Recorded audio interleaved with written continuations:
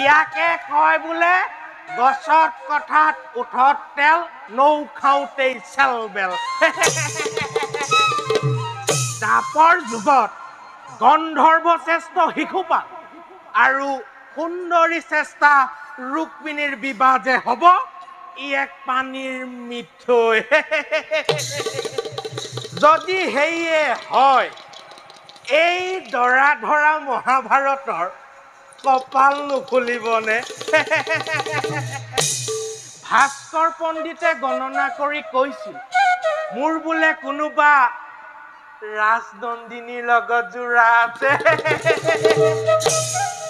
পিছে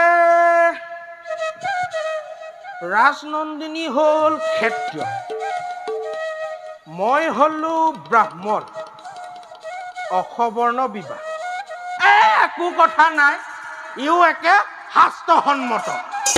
যজাতি ৰজাই দেৱযানীৰ পানী গ্ৰহণ কৰি মোলে বাটটো মোকলাই থৈ গৈছে নহয়। এতিয়া ময়ো সাজু হৈ লওঁ।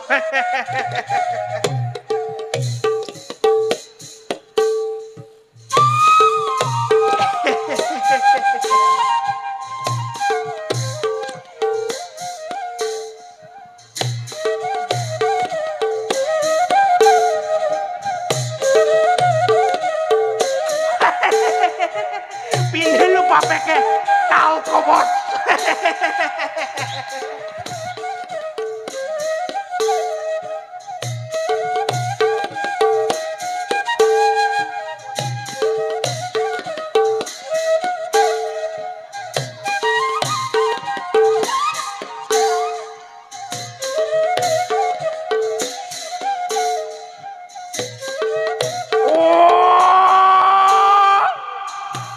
এইটো আকৌ কোন? দেৱৰাজ ইন্দ্ৰ নে বিদূষক মহাভাৰত?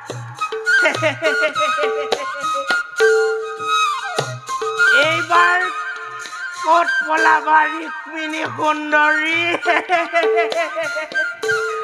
বাৰু মূৰ্খ শিশুপাল, দেখা যাব এবাৰ তোমাৰ জয় নে মোৰ জয়।